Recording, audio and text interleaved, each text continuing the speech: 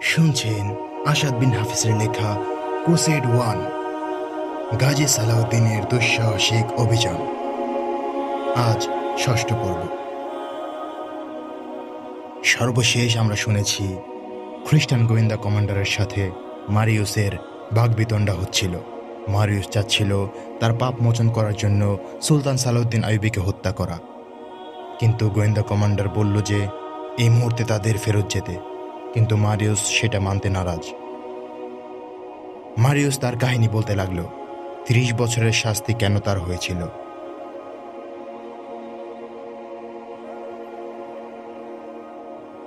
শুরু হচ্ছে ৬ষ্ঠ পর্ব।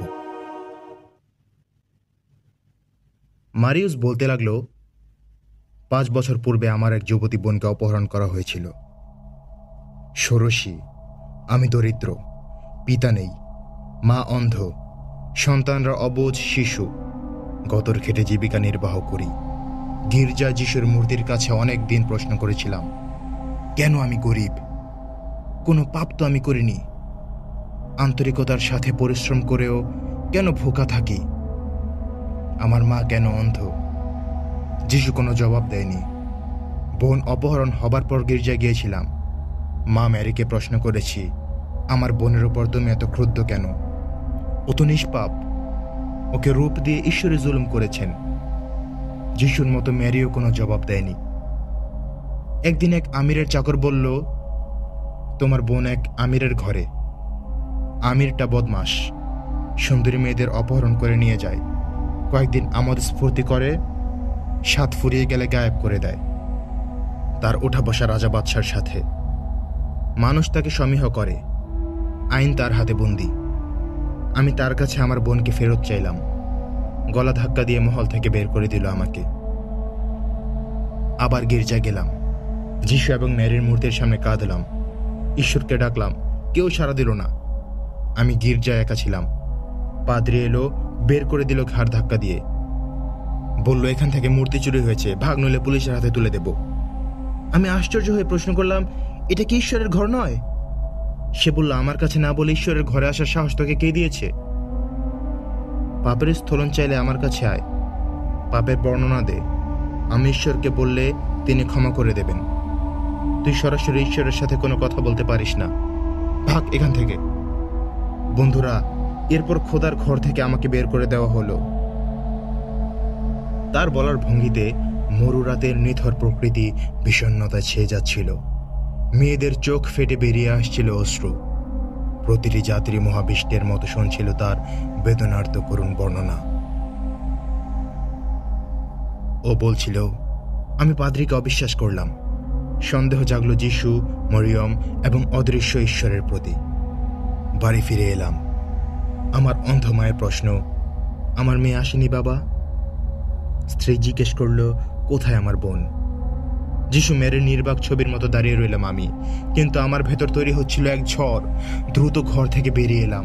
সারাদিন ঘুরলাম উদ্দেশ্যহীনভাবে। সন্ধ্যায় একটা খঞ্জর নিয়ে সাগর পার ধরে হাঁটতে লাগলাম। রাতের অন্ধকারে ছেয়ে গেল প্রকৃতি। অপেক্ষা করলাম। আরো গভীর হলো রাত। যে বাড়িতে আমার বোন, সেদিকে চললাম। চলে এলাম মহলের পেছনে। সাদাসিধে মানুষ হলেও একটা বুদ্ধি এলো। পেছনের দরজা দিয়ে ভেতরে ঢুকে পড়লাম। একটা কক্ষে হই হুল্লোড় চলছিল, সম্ভবত সুরার আসর। আমি অন্য একটি কক্ষে ঢুকলাম। একটি চাকর আমাকে বাধা দিল। খঞ্জর তার বুকে ঠেকিয়ে বোনের নাম বলে জিজ্ঞেস করলাম সে কোথায়। সে আমাকে সিঁড়ি দিয়ে উপরে নিয়ে গেল। একটা কক্ষ দেখিয়ে বলল, এখানে। আমি দ্রুত রুমে প্রবেশ করলাম। শিকল টানার শব্দে চকিতে পেছনে ফিরে দেখলাম দরজা বন্ধ করে দেওয়া হয়েছে। কক্ষ শূন্য, কেউ নেই। খানিক পর দরজা খুলল। একসঙ্গে অনেকে ভেতরে ঢুকল। ওদের কাছে তরবারি এবং লাঠি। আমি কক্ষের জিনিসপত্র তছনছ করতে লাগলাম, অনেক ভাঙলাম। ওরা আমাকে ধরে পিটাতে লাগলো। এক সময় আমি অজ্ঞান হয়ে গেলাম। জ্ঞান ফিরতে দেখে আমার হাত পা শক্ত করে বাঁধা। আমার বিরুদ্ধে ডাকাতির অভিযোগ আনা হলো, সাথে রাজার দরবারের বাড়ির আসবাবপত্র নষ্ট করা এবং হত্যার উদ্দেশ্যে ৩ জনকে আহত করা। কেউ আমার কথা শুনল না। ৩০ বছরের শাস্তি দিয়ে কারাগারের জাহান্নামে নিক্ষেপ করা হলো। ৫ বছর শেষ হয়েছে। আমি এখন মানুষের মধ্যে নেই। তোমরা কারণ নির্যাতন দেখনি। দিনে জানোয়ারের মতো খাটতে হয়, রাতে কুকুরের মতো গলা শিকল পরিয়ে এক কক্ষে আটকে রাখা হয়। জানি না আমার অন্ধমা বেঁচে আছে কিনা, স্ত্রী সন্তান কোথাও তাও জানা নাই। আমি এক বিপজ্জনক ডাকাত, এজন্য কাউকে আমার সাথে দেখা করতে দেয়া হয়নি। সবসময় ভাবতাম ঈশ্বর সত্য, না আমি সত্য। শুনেছি খোদা নিষ্পাপদের শাস্তি দেন না। তিনি আমায় কোন পাপের শাস্তি দিচ্ছেন? কি অপরাধ করেছিল আমার অবোধ শিশুরা? 5 বছর মানসিক দ্বন্দ্বে ভুগেছি। কিছুদিন পূর্বে কারাগারে এলেন 2 জন ফৌজি অফিসার, বিশেষ কাজের জন্য লোক খুঁজছেন। আমি রাজা বাদশার ব্যক্তিগত যুদ্ধে নিজেকে জড়াতে চাইনি, রাজার প্রতি আমার আকর্ষণ নেই। কিন্তু যখন শুনলাম কজন মেয়েকে মুসলমানদের বন্দিখানা থেকে মুক্ত করতে হবে, বোনের কথা মনে পড়ল আমার। আমাদের বলা হলো মুসলমানরা ঘৃণ্য জাতি। সিদ্ধান্ত নিলাম মেয়েদের মুক্ত করব। তাহলে ঈশ্বর যদি সত্য হন, আমার বোনকে জালেম খ্রিস্টানদের কবজা থেকে মুক্তি দেবেন। ফৌজি অফিসার পুরস্কারের বিনিময়ে একজন মুসলমান রাজাকে হত্যা করার কথা বলল। আমি রাজি হলাম। বলল টাকার পরিমাণ এমন হবে যাতে আমার পরিবারকে ভাবতে না হয়। ওরা কথা দিল, বলল তুমি সাগরের ওপারে নিহত হলে সরকার তোমার পরিবারের ভরণ পোষণের দায়িত্ব নেবেন। এরপর মারিউস 2 জন লোককে দেখিয়ে বলল, এরাও আমার সাথে কারাগারে ছিল। এই দলে শরিক হতে রাজি হলো ওরাও। অনেক প্রশ্ন করা হলো আমাদের। জবাবে আশ্বস্ত করলাম। বললাম আপন ধর্ম এবং জাতির সাথে প্রতারণা করব না। আসলে পরিবারের ভরণ পোষণের জন্যই আমার জীবন আমি বিক্রি করে দিয়েছি। কারাগার থেকে বের করে এক পাদ্রীর কাছে নেওয়া হলো। তিনি বললেন, একজন মুসলমানকে হত্যা করলে জীবনের সব পাপ ক্ষমা করে দেয়া হবে। মেয়েদেরকে মুক্ত করতে পারলে স্বর্গ নিশ্চিত। পাদ্রীকে জিজ্ঞেস করলাম খোদা কোথায় থাকেন। তার জবাব আমার মনোপুত হয়নি। ক্রুশে হাত রেখে শপথ নেয়ার পর ছাড়া পেলাম। বাড়ি গেলাম। ওরা আমার পরিবারকে প্রচুর অর্থ সম্পদ দিল। আমি চিন্তামুক্ত হলাম। বন্ধুরা, আমার শপথ পূরণ করতে দাও। দেখতে চাই খোদা কোথায় আছেন। একজন মুসলমান বাচ্চাকে হত্যা করলে কি আমি খোদাকে দেখতে পাবো? তুমি একটা পাগল, কমান্ডার বলল। এতক্ষণ যা বলেছ তার নিরেট পাগলের প্রলাপ। ও অনেক মূল্যবান কথা বলেছে। একজন বলল, আমি তার সাথে থাকব। আমার একটা মেয়ে প্রয়োজন। মেয়েদের দিকে তাকিয়ে বলল মারিউস, ওর জীবন এবং ইজ্জত রক্ষার দায়িত্ব আমার। মেয়ে ছাড়া আইবি পর্যন্ত পৌঁছা যাবে না। আসার সময় থেকে তার সাথে একা দেখা করার কথা ভাবছি। মুভি দাঁড়ালো। মারিউসের পাশে গিয়ে বলল, আমি ওর সঙ্গে যাব। তোমাকে অনেক কষ্টে মুক্ত করেছি। কমান্ডার বলল, এমন বিপজ্জনক অভিযানে যাবার অনুমতি আমি দেব না তোমাকে। আমি সতীত্ব হারিয়েছি, এর প্রতিশোধ আমি নেব। আইবির শোবার ঘরে ঢোকা আমার জন্য সহজ। মুসলমান যতই ক্ষমতাবানই হোক, সুন্দরী নারী দেখলে ওদের মাথা ঘুরে যায়। ও কল্পনাও করতে পারবে না আমি হব তার জীবনের শেষ নারী। অনেক তর্ক বিতর্কের পর মারিউস একজন সঙ্গী এবং মুভিকে নিয়ে যাবার জন্য তৈরি হলো। সবাই প্রার্থনা করল তাদের সাফল্যের জন্য। রওনা হলো 3 জনের কাফেলা, সাথে 2টো উট, একটাতে মুভি, অন্যটাতে 2 জন পুরুষ। ওদের কাছে ছিল মিশরের দিরহাম এবং স্বর্ণমুদ্রা, পরনে জুব্বা, মারিউসের দীর্ঘ দাড়ি। অত্যাধিক পরিশ্রমে শরীরের রং কিছুটা কালো। দেখলে ইটালীয় লোক মনে হয় না, ইউরোপীয় বলে সন্দেহ করবে যে কেউ। কিন্তু সমস্যা ছিল একটি, আরবি জানত না মারিউস। মুভি এবং দ্বিতীয় ব্যক্তি মিশরের ভাষায় পারদর্শী। রাতে রওয়ানা হলো ওরা। মুভির পরিচিত পথ, ওড়নায় মুখ ঢেকে রেখেছে ও। ভোরে একটু খোঁজাখুঁজি করতেই পাওয়া গেল ট্র্যাক, ঘোড়ার পায়ের পরিচিত চিহ্ন। অনেকগুলো ঘোড়া গেছে এ পথে। খ্রিস্টানদের কাফেলা দ্রুত চলছিল। মাঝরাত পর্যন্ত থামেনি খ্রিস্টানরা। সামান্য বিশ্রাম নিয়ে ভোর রাতে আবার যাত্রা শুরু করেছে। মারিউস ঘোড়া নেয়নি। উট দীর্ঘ পথের ক্লান্তি সইতে পারে, না খেয়ে থাকতে পারে অনেকক্ষণ। ট্র্যাক না পাওয়ায় রাতে পথ চলতে পারেনি মুসলমানরা। দিনের বেলা তাই যত দূর সম্ভব দ্রুত ছুটছিল। সূর্য ডোবার এখনো সামান্য বাকি। দেখা গেল লাশের সারি। বালিয়ানকে চিনতে পারল আলী বিন সুফিয়ানের সহকারী। পাহাড়ি জন্তু তার সঙ্গীদের লাশের বেশিরভাগ গোশত খেয়ে ফেললেও তার চেহারা ছিল অক্ষত। অবাক বিস্ময়ে তাকিয়ে রইল ওরা। বুঝতে পারছিল না কি হয়েছে। রক্ত বলছে বেশি দিন আগে নিহত হয়নি। বিদ্রোহের দিন মৃত্যু হলে রক্তের দাগ থাকত না। ট্র্যাক ধরে আবার এগিয়ে চলল কাফেলা। আধ মাইল পর উটের পায়ের চিহ্ন দেখা গেল। সূর্যাস্ত পর্যন্ত চলল ওরা।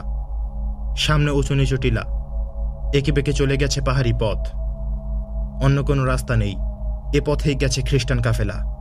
পাহাড় শ্রেণী পেরিয়ে এলো ধাওয়াকারীরা। সামান্য বিস্তীর্ণ মাঠ। সন্ধ্যা ঘনিয়ে এলে বাধ্য হয়ে ওদের থামতে হলো। ভোরেই রওনা হলো আবার। খানিক চলার পর সাগরের নির্মল বাতাসের স্পর্শ পেল ওরা। বুঝল সাগরের কাছাকাছি চলে এসেছে ওরা, কিন্তু খ্রিস্টানদের দেখা যাচ্ছে না এখনো। এক জায়গায় দেখা গেল খাবারের উচ্ছিষ্ট পড়ে আছে। রাতে এখানে কেউ বিশ্রাম করেছে। ট্র্যাক ধরে আবার ঘোড়া ছুটল। সূর্য মাথার উপর থেকে সামান্য নুয়ে পড়েছে।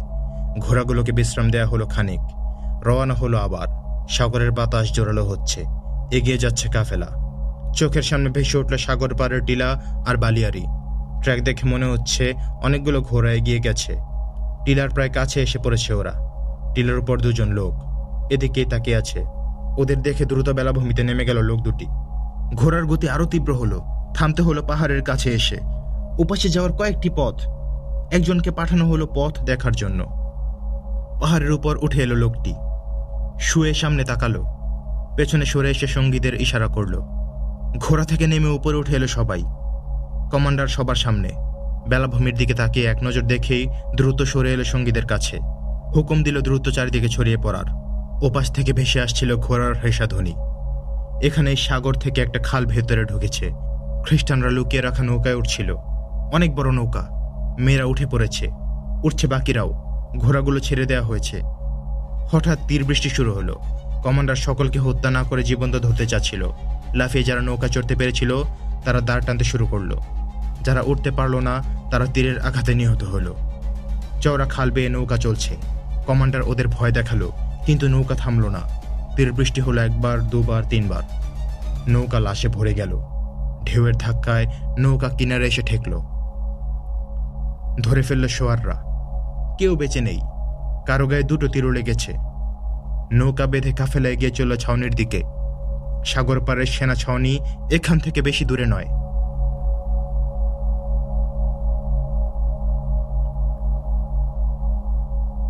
মিশরের এক সরাইখানায় অবস্থান করছিল ম্যাগনাম মারিউস। সরাইখানায় দুটো ভাগ। এক ভাগ সাধারণ পথচারীদের জন্য, অন্য ভাগে থাকেন বড়লোক এবং আমির ওমরার দল। ব্যবসায়ীরাও এ ভাগেই থাকেন। এখানে মদ এবং নর্তকের ব্যবস্থা আছে। মারিউস এখানেই এসে উঠল। মবি এখন তার স্ত্রী, সঙ্গীটি বিশ্বস্ত চাকর। মবির অনবদ্য রূপ সরাইখানায় মারিউসের মর্যাদা বাড়িয়ে দিল। এমন সুন্দর স্ত্রী যার ঘরে, সে নিশ্চয়ই অনেক বড় লোক। সরাইখানার লোকেরা তার বিশেষ যত্ন নিতে লাগল।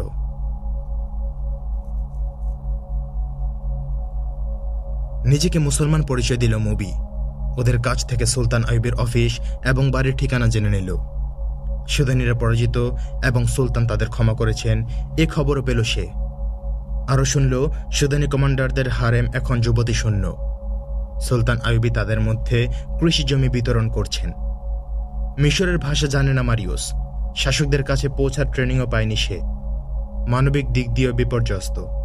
এসেছে সালাউদ্দিন আইয়ুবীকে হত্যা করার বিপজ্জনক মিশন নিয়ে। তার চারপাশ থেকে সশস্ত্র প্রহরা। পাহাড় দেয়াল ভেদ করে তার কাছে পৌঁছা সহজ নয়। কমান্ডার তাকে পাগল বলেছেন। বস্তুত সে পাগলই। পৃথিবীর তাবৎ নামী লোকদের হত্যাকারীদের সবাই ছিল আতপাগল, নয়তো ছিল মানসিকভাবে বিকৃত। মারিউসও এদেরই একজন। তার কাছে আছে একটি শক্তিশালী অস্ত্র, মবি। আরবি ভাষা, সভ্যতা, সংস্কৃতির উপর তাকে ট্রেনিং দেওয়া হয়েছিল। ও জানত মুসলমানদের মনোমানসিকতা, অভ্যাস ও চালচলন। গুপ্তচর বৃত্তি এবং অভিনয় পারদর্শী মবি পুরুষ নাচাতো চোখের ইশারায়। প্রয়োজনে বিবস্ত্র দেহ তুলে ধরত পুরুষের কাছে। সরাইখানার বদ্ধ কক্ষে কেটে গেল 3 দিন। ভেতরে 3 জন, মবি, মারিউস এবং সঙ্গীটি। কেউ জানে না কি করছে ওরা। 2টো ঘোড়া এবং কিছু কাপড় কিনেছিল সরাইখানার লোকদের মাধ্যমে। 4 দিন পর বেরিয়ে এলো মারিউস। সুন্দর করে আচরণ দাড়ি, সুদানীদের মতো গাঢ় বাদামি গায়ের রং, পরনে সাধারণ জুব্বা, মাথায় পাগড়ি। মবির দেহ কালো বোরকায় ঢাকা। চোখ, কপাল এবং নাক উন্মুক্ত। ঠোঁটের উপর থেকে ফিনফিনি নেকাব ঝোলানো। তার চোখ ধাঁধানো রূপে চোখ আটকে যায়। সঙ্গীটির নগণ্য পোশাক, চাকরদের মতো। বাইরে এসে একটা ঘোড়ায় চাপল মারিওস, অন্যটায় মুবি। চাকরের মতো তাদের পেছনে চলল সঙ্গীটি। জাহাঙ্গীর পাঠানো সৈন্যদের সাথে নিয়ে জেরুজালেম আক্রমণ করবে সালাউদ্দিন। তার আগেই কাজ শেষ করতে চায় ওরা। অভিযানের পূর্বে সুদানীদের জমি দিয়ে পুনর্বাসন করতে চাইছেন সুলতান। কাজে জড়িয়ে গেলে বিদ্রোহ করার সুযোগ পাবেন ওরা। সেনাবাহিনীর সংস্কার এবং পুনর্বাসনের কাজ ততটা সহজ নয়। প্রশাসন এবং ফৌজে সুলতানের বিরোধী লোক ছিল। সুদানীরা আত্মসমর্পণ করেছে, কিন্তু গোয়েন্দাদের রিপোর্ট অনুযায়ী এখনও তাদের ভেতরে প্রতিশোধের আগুন জ্বলছে। প্রশাসন এবং ফৌজের কিছু লোক সুদানীদের পরাজয়ের চেয়ে খ্রিস্টানদের পরাজয় কষ্ট পেয়েছে বেশি। ওরা ভেবেছিল সালাউদ্দিন আইয়ুবী নিহত হবে, সৌভাগ্যের দুয়ার খুলে যাবে ওদের জন্য। এরা বিশ্বাসঘাতক জেনেও সুলতান এদের বিরুদ্ধে কোনো পদক্ষেপ নেননি, কখনো প্রকাশ্যে বিরোধিতা করেননি। ভালো ব্যবহার করেছেন ওদের সাথে। প্রায় বলতেন, কাউকে নিজের ঈমান বিক্রি করতে দেখলে বাধা দিও, তাকে বলো সে মুসলমান, তার সাথে মুসলমান বন্ধুর মতো ব্যবহার করো। কিন্তু আলী বিন সুফিয়ানের গোয়েন্দারা নিয়মিত ওদের তৎপরতার সংবাদ পৌঁছে দিত সুলতানের কাছে। রসদবাহী কাফেলা লুণ্ঠিত হয়েছে, প্রহরীদের হত্যা করে ছিনিয়ে নিয়ে গেছে বন্দীদের। এতে বোঝা যায় সমগ্র মিশরে ওদের কমান্ডো বাহিনী ছড়িয়ে আছে। তাদের আশ্রয় দিচ্ছে বিশ্বাসঘাতকরা। গোয়েন্দা বিভাগকে আরও সম্প্রসারিত এবং শক্তিশালী করার নির্দেশ দিলেন সুলতান সালাউদ্দিন আইয়ুবী। মুসলিম বিশ্বকে শক্তিশালী করার জন্য বিভিন্ন পরিকল্পনা গ্রহণ করেছেন তিনি। অথচ তার বিরুদ্ধে শুরু হয়েছে ঝড়ো হওয়ার তাণ্ডব। এজন্য তিনি ছিলেন উদ্বিগ্ন। কি করে পরিকল্পনা বাস্তবায়ন করবেন তিনি? মুসলমানের তলোয়ারই স্বজাতির কণ্ঠে ধরা। দিন দিন বিশ্বাসঘাতকের সংখ্যা বৃদ্ধি পাচ্ছে। মুসলিম বিশ্বের বিরুদ্ধে ছড়ানো ষড়যন্ত্রের জালে ফেসে যাচ্ছে ওরা। টাকা এবং নারী সব তছনছ করে দিচ্ছে। তিনি জানতেন তাকে হত্যা করার ষড়যন্ত্র হচ্ছে, এজন্য কখনো তাকে উৎকণ্ঠিত দেখা যায়নি। তিনি বলতেন, আমার জীবন আল্লাহর হাতে, এ ভূখণ্ডে আমার প্রয়োজন না হলে তিনি তুলে নেবেন। এজন্য নিজেকে রক্ষার জন্য তিনি চিন্তিত হননি কখনো। প্রশাসন তার চারপাশে গুপ্তচর ছড়িয়ে রেখেছিল। আলী ছিলেন অত্যন্ত সতর্ক। আইয়ুবীকে তিনি তার মুর্শিদ মনে করতেন। একদিন সুলতান সালাউদ্দিন আইয়ুবী অফিসার এবং কমান্ডারদের বিভিন্ন কাজের নির্দেশ দিচ্ছিলেন। হেডকোয়ার্টারের গোটে দুটো ঘোড়া এসে থামল। আরোহীদের একজন মধ্যবয়সী, অন্যজন যুবতী। ভেতরে ঢুকতে বাধা দিল সেন্ট্রিরা। ঘোড়া থেকে নেমে পড়ল আরোহী দুজন। যুবতী এগিয়ে এসে কমান্ডারকে বলল, আমার পিতা সুলতানের সঙ্গে দেখা করতে এসেছেন। কমান্ডার পুরুষ আরোহীকে সুলতানের সাথে দেখা করার কারণ জিজ্ঞেস করল। না শোনার ভান করল সে। যুবতী বলল, বাবা বধির, কানেও শোনেন না। কি জন্য দেখা করতে চাইছেন?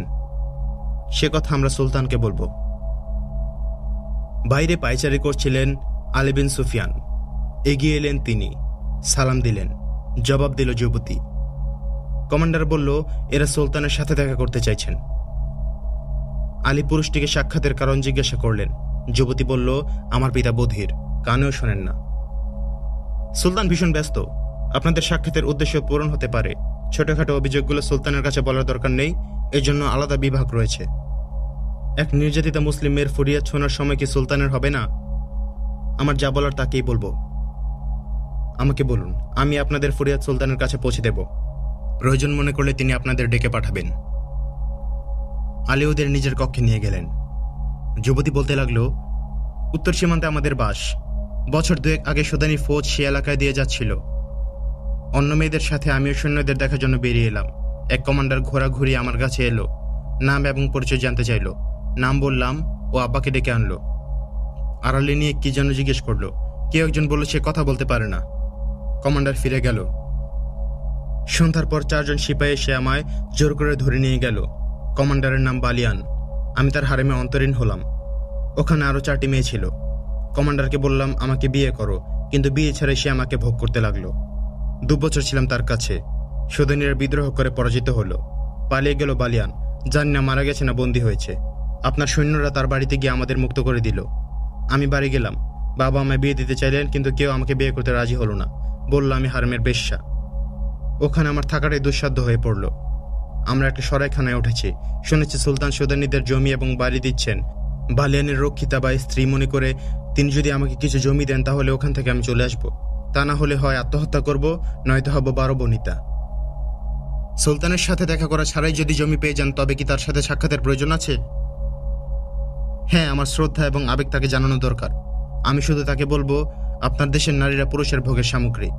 আমির, ওমরা এবং বিত্তশালীদের মধ্যে বিয়ের প্রথা ভেঙে গেছে। মেয়েদের ইজ্জত রক্ষা করুন, ওদের সম্মান ফিরিয়ে দিন। সুলতানকে একথা বলতে পারলে হয়তো আমি মনে শান্তি পাব। পুরুষ সঙ্গীটি নির্বাক বসেছিল। আপনারা অপেক্ষা করুন, মিটিং শেষ হলে আপনাদের ডেকে পাঠাবো। বেরিয়ে গেলেন আলী। সরাইখানায় গিয়ে ওদের কক্ষ তল্লাশি নিলেন তিনি। লোকদের জিজ্ঞাসা করে জানলেন ওরা স্বামী স্ত্রী। ওরা কি কি কিনেছে তাও তাকে বলা হলো। আলী নিশ্চিত হলেন এরা খ্রিস্টানদের গুপ্তচর। ফিরে এসে চাকরটাকে বন্দি করে জেরা শুরু করলেন। জেরার জবাবে সে বলল, মেয়েটা মুবি, পুরুষ সঙ্গীটির নাম ম্যাগনামা মারিউস। আলী ফিরে এলেন মুবিদের কাছে। বললেন, আরেকটু বসুন, আমি সুলতানের অনুমতি নিতে যাচ্ছি। সুলতানের কক্ষে আলীর অনেক সময় কাটল। তিনি বিস্তারিত জানালেন সুলতানকে। ফিরে এসে যুবতীকে বললেন, সুলতান অনুমতি দিয়েছেন, আপনার পিতাকে নিয়ে আসুন। আলী ওদেরকে সুলতানের কক্ষ দেখিয়ে দিলেন। ধন্যবাদ বলে ওরা প্রবেশ করল ভেতরে। ঢোকার আগে চারদিক নজর বুলিয়ে বাইরেটা দেখে নিল ভালো করে। ওরা ভেতরে ঢুকলে সুলতান ওদের বসালেন। হাসি মুখে বললেন, বলুন আপনাদের জন্য কি করতে পারি। কক্ষে সুলতান একা। যুবতীকে প্রশ্ন করলেন, তোমার পিতা কি জন্ম থেকেই বধির? সুলতান বসেননি, কক্ষে পায়চারি করতে করতে বললেন, তোমাদের অভিযোগ আমি শুনেছি। আমি তোমাদের ব্যথায় সমানভাবে ব্যথিত। তোমাদেরকে জমি এবং বাড়ি দেওয়া হবে। শুনলাম তুমি নাকি আরো কিছু বলতে চাইছো। দীর্ঘজীবী হন সুলতান। নিশ্চয় শুনেছেন কেউ আমাকে বিয়ে করতে চাইছে না। আমাকে বলছে হারেমের বেশ্যা, বাবাকে বলছে মেয়ে বিক্রেতা। জমি এবং বাড়ি তো দেবেন, কিন্তু শূন্য বাড়ি দিয়ে আমি কি করব? আমার কি এমন লোকের প্রয়োজন নয় যে আমার ইজ্জতের হেফাজত করবে? একটু থেমে লজ্জাজড়িত কণ্ঠে যুবতী আবার বলল, মহামান্য সুলতান, জানি আমি আপনার উপযুক্ত নই। এ প্রস্তাব করার দুঃসাহসও আমার নেই যে আপনি আমায় বিয়ে করুন। আমার রূপ যৌবনই আমার শত্রু। এ রূপ নিয়ে কোথাও একাকী জীবন কাটানো আমার জন্য নিরাপদ নয়। আপনার হারামের বাদী হতে পারলেও আমার জীবনকে ধন্য মনে করতাম। মেয়েটি পুরুষ সঙ্গীর কাঁধে এক হাত এবং নিজের বুকে এক হাত রেখে সুলতানের দিকে ইশারা করল। পুরুষটি হাত জোর করে সুলতানের সামনে এগিয়ে এলো। সে বোঝাতে চাইছে, সুলতান আমার এই মেয়েটাকে গ্রহণ করুন। আমার কোনো হারেম নেই। দেশের সব হারেম, পতিতাপল্লী এবং মদপান আমি বন্ধ করে দিয়েছি। কথা বলতে বলতে তিনি পকেট থেকে একটা মুদ্রা বের করে নাড়াচাড়া করতে লাগলেন। আমি নারীর ইজ্জতের রক্ষক হতে চাই। পায়চারি করতে করতে তিনি ওদের পেছনে চলে এলেন। মুদ্রা হাত থেকে ছেড়ে দিলেন। ঝনঝন করে শব্দ হলো। পুরুষটি চমকে পেছনে তাকালো। সুলতান দ্রুত খাপ থেকে খঞ্জর টেনে পুরুষটির ঘাড়ে ঠেকিয়ে যুবতীকে বললেন, ও আমার ভাষা বোঝে না। ওকে অস্ত্র ফেলে দিতে বলো, দেরি হলে তোমরা দুজনেই মারা পড়বে। ফ্যাকাশে হয়ে গেল যুবতীর চেহারা। বলল, বাবাকে ভয় দেখিয়ে আমায় হাতে নিতে চাইছেন? আমি তো স্বেচ্ছায় নিজেকে আপনার কাছে সমর্পণ করতে চাইছি। যখন তুমি সাগরপাড়ের ছাউনিতে এসেছিলে তখন আরবি জানতে না, এত শীঘ্রই এ ভাষা শিখে ফেললে? ওকে অস্ত্র ফেলে দিতে বলো। যুবতী নিজের ভাষায় পুরুষ সঙ্গীটিকে অস্ত্র ফেলে দিতে বলল। জুব্বার ভেতর থেকে খঞ্জর বের করে সুলতানের হাতে তুলে দিল লোকটি। ওটা হাতে নিয়ে সুলতান পুরুষটির ঘাট থেকে খঞ্জর সরিয়ে বললেন, অন্য মেয়েরা কোথায়? আপনি ভুল করছেন সুলতান, কাপা কণ্ঠে বলল যুবতী। আমার সাথে আর কোনো মেয়ে নেই। আপনি কাদের কথা বলছেন? আমি অন্ধ নই মেয়ে। একবার যাকে দেখি কখনো তার চেহারা ভুলি না। যদিও অর্ধেক চেহারা ঢেকে রেখেছ নেকাবে, তবু তোমাকে চিন্তা আমার মোটেও ভুল হয়নি। যে কাজের জন্য এসেছ তুমি তার যোগ্য নও। সরাইখানায় ছিলে স্বামী স্ত্রী, এখানে পিতা কন্যা। গোয়েন্দাদের এত আনারে হলে চলে না। তোমাদের চাকর ইতিমধ্যে গ্রেপ্তার হয়ে গেছে। মারিউস আইয়ুবের কথা কিছুই বুঝে উঠতে পারছিল না। সুলতান কি বলছে বোঝার জন্য সে মুভির দিকে তাকিয়ে রইল। সুলতান বললেন, ওকে বলো আমার জীবন খ্রিস্টানদের ঈশ্বরের হাতে নয়, আমার খোদার হাতে।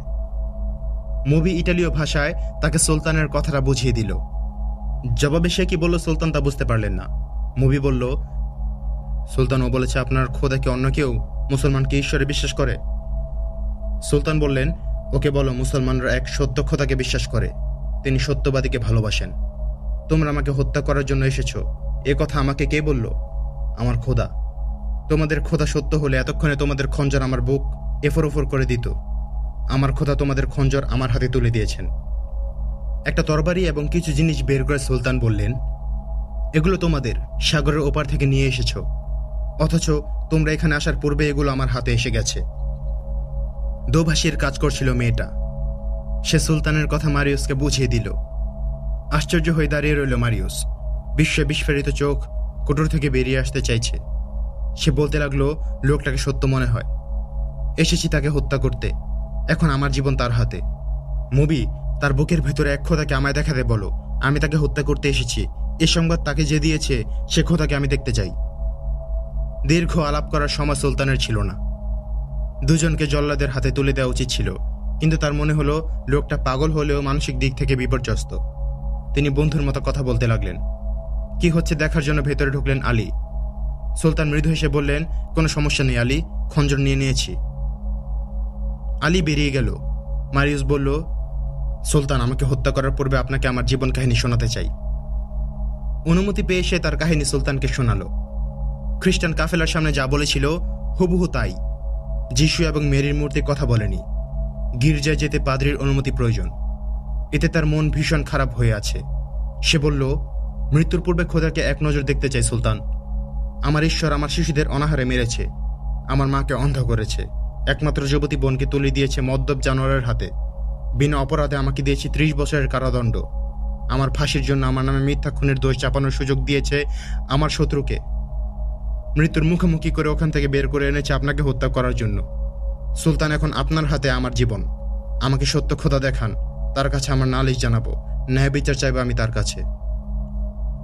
তোমার জীবন আমার হাতে নয়, আমার খোদার হাতে। এতক্ষণে তুমি থাকতে জল্লাদের কাছে। আমি তোমায় সেই সত্য খোদাকে দেখাবো, যিনি তোমাকে মৃত্যুর হাত থেকে এখনো বাঁচিয়ে রেখেছেন। অভিভূত হয়ে সুলতানের কথা শুনছিল মারিউস। তিনি বললেন, আমার খোদাকে গ্রহণ করতে হয় খাঁটি মনে।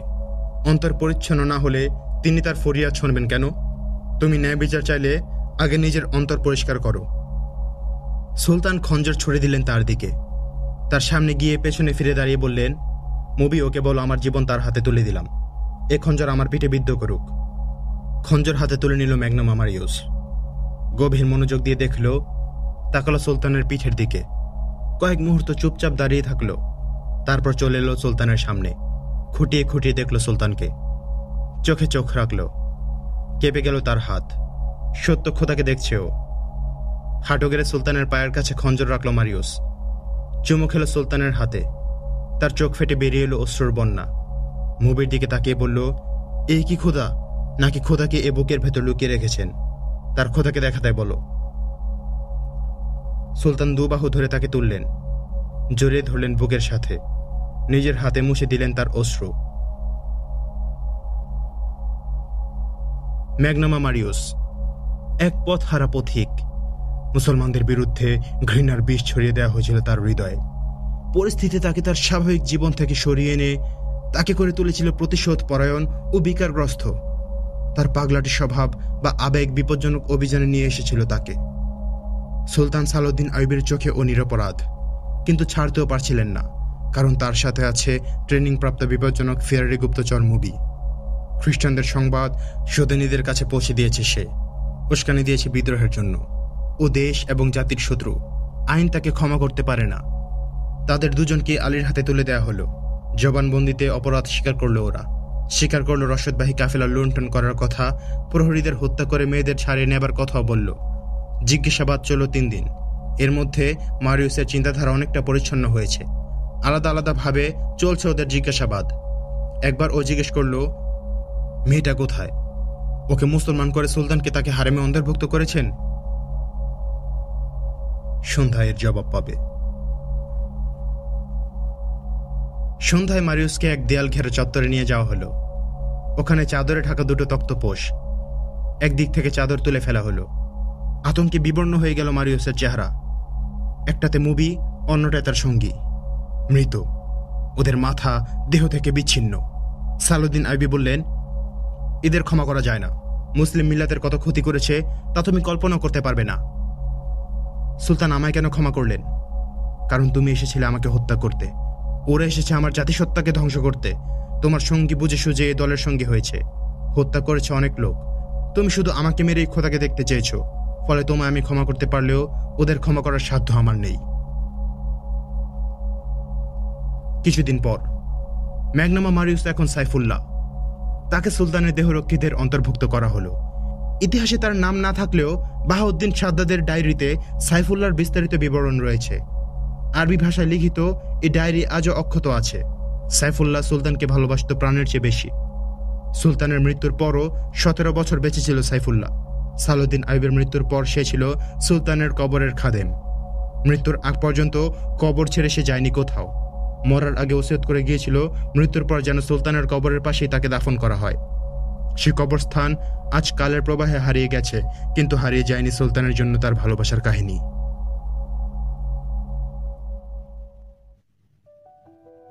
শুনছিলেন ক্রুসেড সিরিজের অধ্যায় 1 সালাউদ্দিন আইয়ুবের কমান্ডো অভিযানের 6ষ্ঠ এবং শেষ পর্ব। পরের ভিডিওতে শুনতে পাবেন দ্বিতীয় অধ্যায় সালাউদ্দিন আইয়ুবের কমান্ডো অভিযান এর প্রথম পর্ব।